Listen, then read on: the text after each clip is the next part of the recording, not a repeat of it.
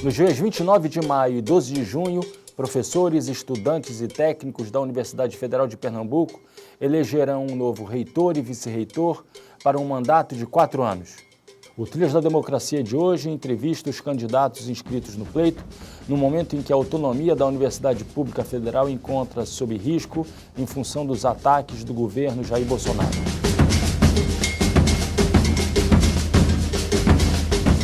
Estamos com o professor Daniel Rodrigues, do Departamento de Fundamentos Sociofilosóficos da Educação e ex-diretor do Centro de Educação. Daniel, como é que a tua chapa pensa a famosa ideia da universidade pública, gratuita, laica e de qualidade? Bem, prazer estar aqui, Mondaini, no Trilhas da Democracia. Primeiramente, a nossa chapa é uma chapa coletiva, né? Uma chapa que é composta por estudantes, técnicos, técnicas e também docentes. A gente entende que nesse momento que estamos vivendo no Brasil, de profundo ataque aos direitos humanos, à própria universidade, né, há muitas conquistas que nós tivemos ao longo dos anos, esse ataque necessita de uma resposta forte, uma resposta que toda a comunidade universitária faça e se mobilize. Por isso a chapa tem essa perspectiva democrática de envolver os interesses de todos os segmentos para que a gente possa construir essa resistência. Na conjuntura atual, uma coisa que a gente queria ressaltar, é tão difícil que não basta simplesmente posicionar genericamente. A gente tem que descrever o que está acontecendo para conseguir responder o que está posto. O ministro, por exemplo, falou que aqui não precisávamos mais ter cursos de antropologia, filosofia, e que os cursos teriam que ser direcionados ao mercado. Isso é muito grave.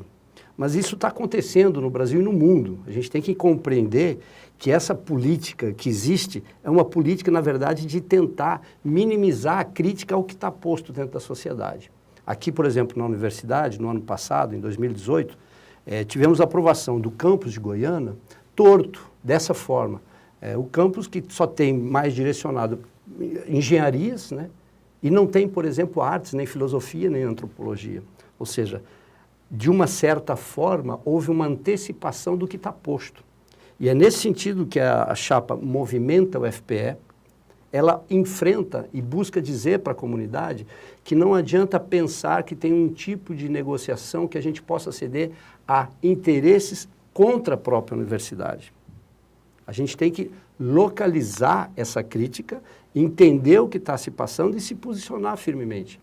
Como conselheiro, nesse momento, que foi o ano passado, nós votamos contra, porque a gente sabia que já era um atentado a essa ideia de universidade pública, gratuita, que tem uma pluralidade, né, no seu conhecimento, na sua epistemologia. Então, nesse sentido, a chapa entende a defesa da universidade pública é a defesa dos direitos humanos, é a defesa dos interesses da maioria do povo brasileiro.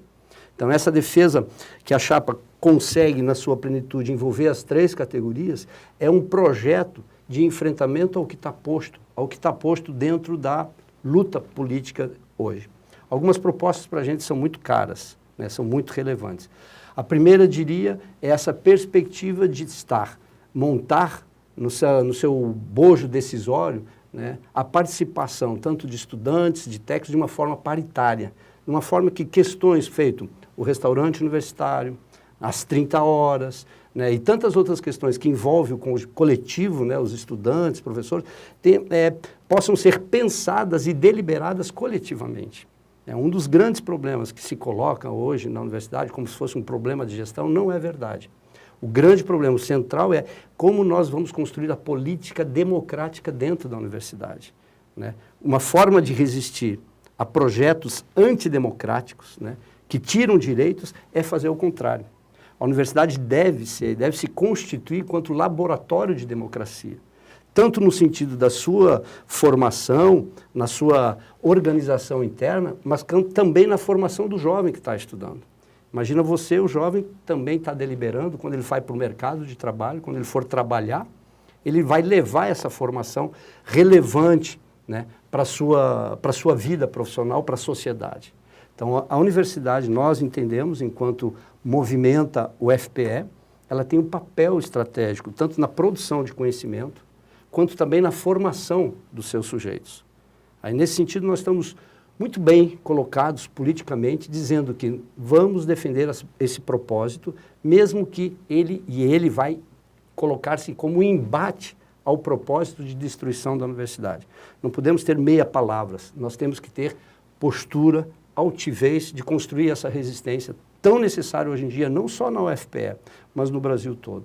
Então é nesse sentimento que a gente carrega, com muita alegria, com muita leveza, mas com muita determinação, um projeto que seja efetivamente democrático, efetivamente público e gratuito, e não só de belas palavras, mas com práticas que envolvam os 3 segmentos. Por isso que a gente está muito confiante, mas ao mesmo tempo pensando nessas dificuldades que a gente está enfrentando no dia a dia aqui que está acontecendo no Brasil.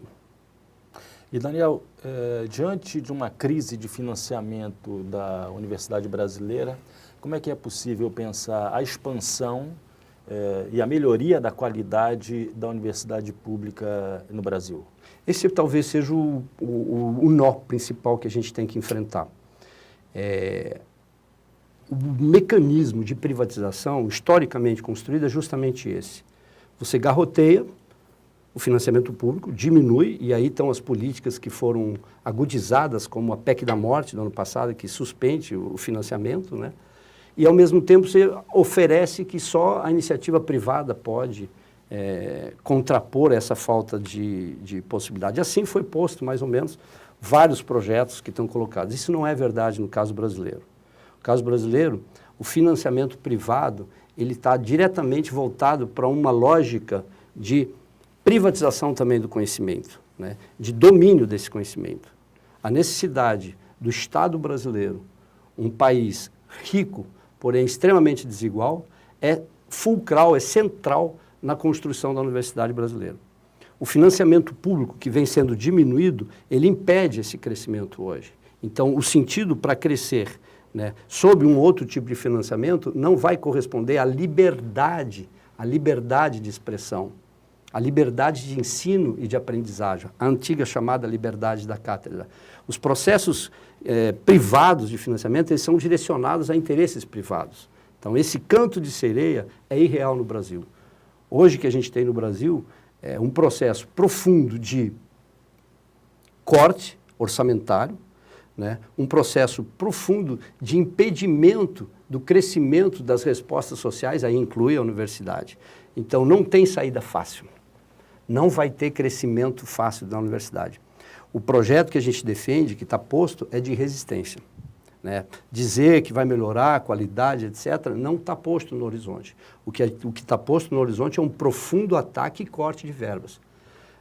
Todos souberam, né, dos 30% que foram tirados de 3 universidades brasileiras agora há pouco, né? Foi da UNB, da UF e da Universidade de Minas Gerais. Ou seja, e sem nenhuma justificativa, né, plausível que possa ser feito isso. E justamente para pagar contas. Ou seja, que tipo de política é essa que a gente está vendo? Vai ter negociação com esse tipo de posição ou a gente vai ter que firmar uma grande frente de defesa, como já foi montada no Congresso Nacional, do ensino público, do ensino superior público, né? Uma grande frente que envolve reitores, envolve políticos em geral, que defenda esse elemento tão estratégico para o conhecimento e para o povo brasileiro, que é a universidade. Então, no nosso entendimento, não há saída senão lutar pelo financiamento da universidade. E esse elemento do financiamento, ele traz um outro lado. Porque a gente sempre pensa no financiamento da universidade como o financiamento das coisas, né? Financiamento do prédio, financiamento e que são necessários. Mas tem um elemento central que é o ser humano, né? E o ser humano, enquanto funcionário público, está sendo atacado também. Então, um processo de financiamento em várias frentes. Uma primeira grande frente que a gente tem que denunciar, e a universidade tem que se mobilizar, é o fim da aposentadoria para o servidor público, né? Ou seja, já tem uma perda histórica dos novos que não podem se aposentar com salário integral, e com essa reforma, que espero que não passe, né? Porque esse é o interesse da gente, com essa reforma ele praticamente liquida o direito de aposentadoria da maioria do povo e do servidor. Então, é uma forma de atacar também a universidade, você atacando o servidor. E tem dois elementos que eu queria falar do servidor, que é muito importante, tanto professores quanto técnicos. O primeiro elemento é que já está dito que em 2020 não terão concursos. Já está dito que vai ter um arroxo salarial. Então, todo esse processo de financiamento, isso é um garroteamento que impede o bem-estar das pessoas, impede a realização profissional, impede a realização pessoal. E junto com isso, a gente tem elementos, sim, de discussão interna. Teve duas questões centrais que foram colocadas que a gente quer rever. Primeiro, o debate das 30 horas com os técnicos. Foi um debate muito mal encaminhado, porque os sujeitos principais não foram ouvidos e não foi construído com esses técnicos a saída para a questão das 30 horas de trabalho, que melhora tanto a sua vida pessoal quanto a questão pública. E o segundo elemento foi uma proposta de aumento de carga de trabalho para os professores.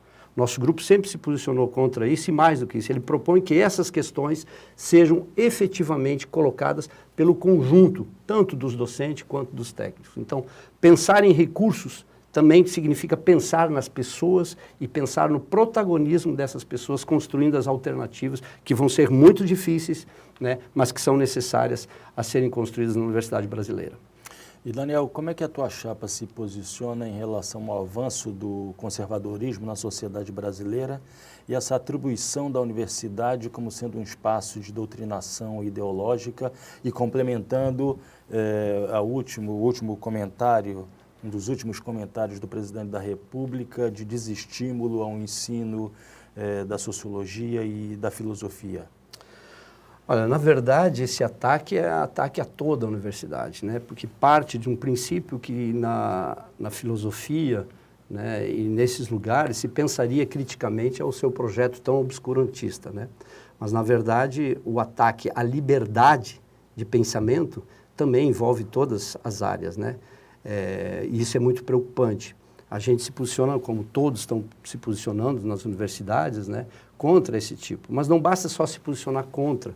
Você tem que chegar na hora H e, quando discutir sobre recursos, não favorecer os centros tecnológicos, não favorecer os centros que estão mais perto, né, da lógica do mercado.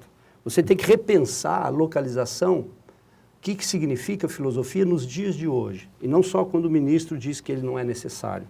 Então, no nosso sentido, essa resistência que a gente está colocando não vem só de agora, quando o ministro ataca profundamente, ela vem de antes.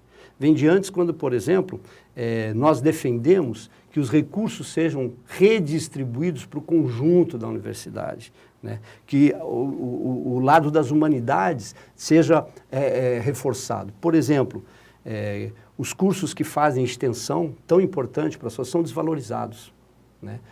Para você ser promovido dentro da universidade, né, seguir a sua carreira, a extensão é vista como primo pobre, como não necessária. Então, não só fazer o enfrentamento a essa política posta pelo governo central, mas também internamente repensar esses valores que nós estamos construindo, de desvalorização das artes, de desvalorização das humanidades, de construir, como eu já disse, construir um campus voltado simplesmente para o mercado.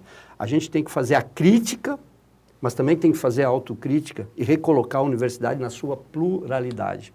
Essa crítica de ser um espaço de doutrinação ideológica é uma crítica, na verdade, de afirmação de uma ideologia conservadora. Ela se esconde no seu próprio conservadorismo, né, e aí acusa tudo que possa ser vindo contra ela de uma forma crítica. Na verdade, o que se faz na universidade, a ciência, a arte, a reflexão, é um movimento da crítica. E o que é a crítica? A crítica é justamente a análise da realidade e pensar o que ela pode ser superada, né, teórica e na prática, né? A ciência, ela vive de pensar além do que está posto.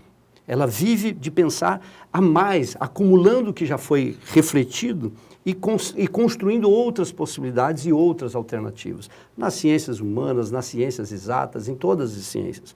Então, esse obscurantismo que está posto, ele tem um papel central nesse processo, que é impedir a possibilidade livre da criação e da crítica e aí possibilitar outras alternativas. Por exemplo, na área tecnológica, alternativas energéticas, né? Possibilidade de utilizar outros campos energéticos, não só os tradicionais dos grandes esquemas. Na área das humanas, fazer uma crítica profunda ao capitalismo, às reformas que estão postas. Então, na verdade, esse movimento do governo, ele faz um movimento de combater tudo que é movimento, né? Tudo que é sujeito social, tudo que é expressão intelectual contrária ao seu projeto de acumulação mais do trabalho. No fundo, o papel que tem esse governo é de garantir, através desse obscurantismo, o lugar da formação, do adestramento da maioria. Então, a ideologia posta por esse conservadorismo, ela tem um sentido. É no sentido de formar as pessoas que sejam efetivamente adaptáveis. Nesse movimento do governo em dizer que menino veste azul e menina veste rosa, isso na verdade quer um processo de apaziguamento, de colocar as pessoas de uma forma pacífica e que não façam a crítica ao que está se vivendo, não façam a crítica aos preconceitos existentes contra LGBT, contra os negros e negras, contra a sociedade e o povo geral. Nós queremos uma universidade crítica, uma universidade plural, que possa defender os direitos humanos, que possa defender uma nova sociedade no Brasil. Muito obrigado, Daniel. Obrigado, Mundaíni. Prazer.